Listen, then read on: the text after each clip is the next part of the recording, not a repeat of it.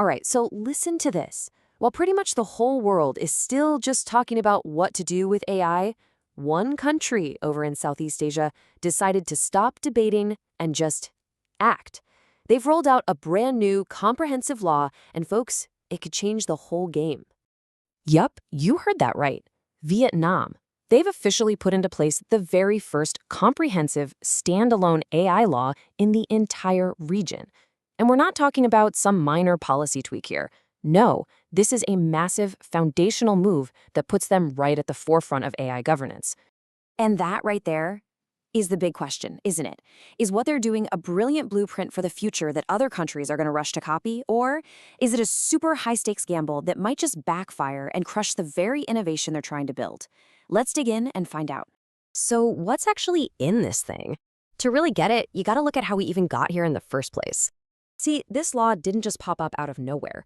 It's really the final piece of a national strategy that they kicked off way back in 2021.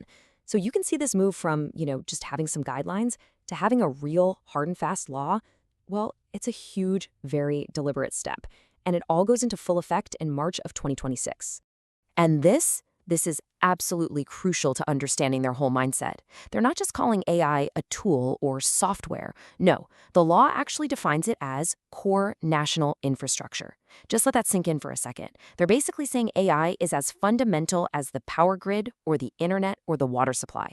It's something they see as totally essential for the country's future.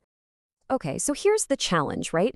If you believe AI is that important, how do you regulate it without completely smothering it? Well, Vietnam's answer is what they're calling a risk-based blueprint. And this whole thing rests on a few core ideas. First, it's all about being human-centric. AI is there to serve people, not take over. But the two concepts that are real game changers here are risk-based management, so no lazy one-size-fits-all rules, and this idea of digital sovereignty. And that's a big one. It's basically a declaration that Vietnam is going to be in charge of its own digital future, trying to find its own way between the giant tech superpowers. So here's how that risk-based approach actually works. It's pretty straightforward, really. Unlike the EU, which has this complicated four-tier thing, Vietnam simplified it down to just 3 levels. You've got your high-risk stuff. We're talking AI and self-driving cars or making big financial decisions. That gets a ton of scrutiny. Then there's medium risk. Think of things like chatbots or the algorithms that recommend what you watch next. For those, it's all about being transparent. And then everything else? That's low risk. And for the most part, those are free to innovate. It's a really practical way to do it. And the law also draws some very clear, bright red lines. It completely outlaws any AI that's designed to exploit vulnerable people or that creates fake content to deceive you. And critically, it bans any system where a human can't step in and pull the plug. These are the absolute deal breakers. But okay, this law isn't just about rules and restrictions. That's only half the story. The other half of Vietnam's big AI master plan, it's all about the money. We're talking a massive investment push that's meant to just supercharge their own AI development. And get a load of this number, $3.8 billion US. That is what the government is planning to pump into science and tech in just 1 year, 2026. This isn't them testing the waters. This is a full-on running jump cannonball into the deep end of the AI pool.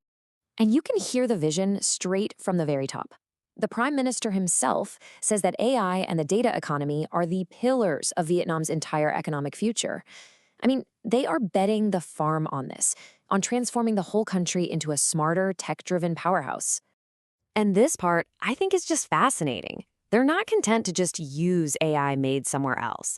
They have a national goal to create their own Vietnamese signature large language model. So why does that matter so much? It all comes back to that idea of digital sovereignty. They want to make sure their own language, their own culture, their own unique ways of seeing the world are baked right into the core of their AI. They don't want to just be dependent on models trained almost exclusively on Western data. So you've got this huge, ambitious plan, right? On one side, you have these really strict new rules. On the other, you have this massive fire hose of investment. So how's everybody reacting to this?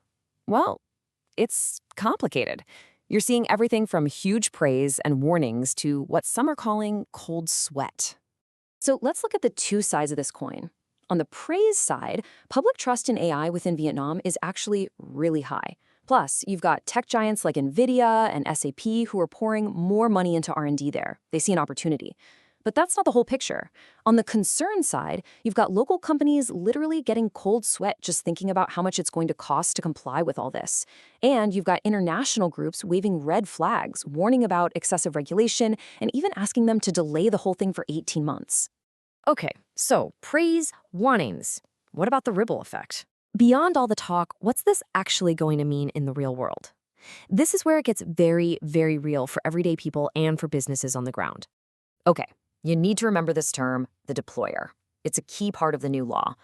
The deployer is basically the professional user of an AI system. So think of a hospital that uses an AI to help diagnose diseases, or a bank that uses an AI algorithm to decide who gets a loan. Under this new law, if that AI messes up and causes harm, who's responsible? It's the deployer, the hospital or the bank, who has to pay up first, not the company that built the AI. This is a huge shift in how liability works. So when you look at the economic impact, it's totally a double-edged sword. On the one hand, having clear rules could be a magnet for serious, high-quality investment. They're hoping to add something like $79 billion to the economy. But on the other hand, that intense focus on digital sovereignty might end up looking like a big keep out sign for foreign tech companies. And the biggest question of all is that massive $3.8 billion budget actually enough to get a whole country's workforce ready for this new AI-powered world? And the end goal for society here, well, it is seriously ambitious. We're talking about a vision where every single citizen has their own personal digital assistant. The government's thinking is that this could literally double the country's social intelligence.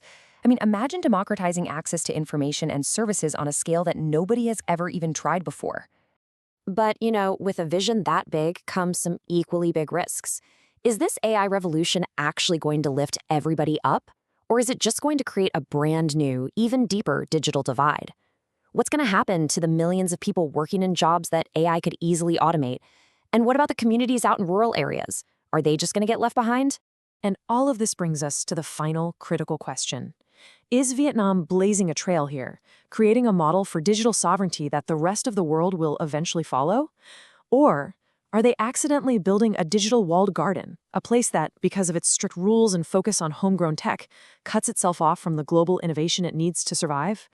There's no easy answer, but one thing's for sure. The whole world is watching, because how this high-stakes gamble plays out could very well shape the future of AI for all of us.